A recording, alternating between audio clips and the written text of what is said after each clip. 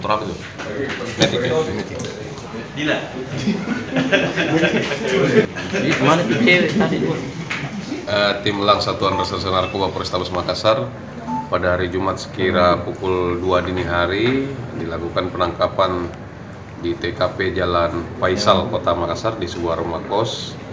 Diamankan terduga pelaku peredaran gelap narkotika atas nama Adel dan lelaki Wawan.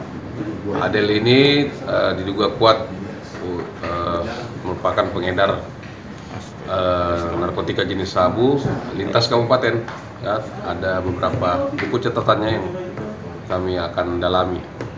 Kemudian dikembangkan ke atas pada pukul 11 siang sebelum sholat Jumat tadi.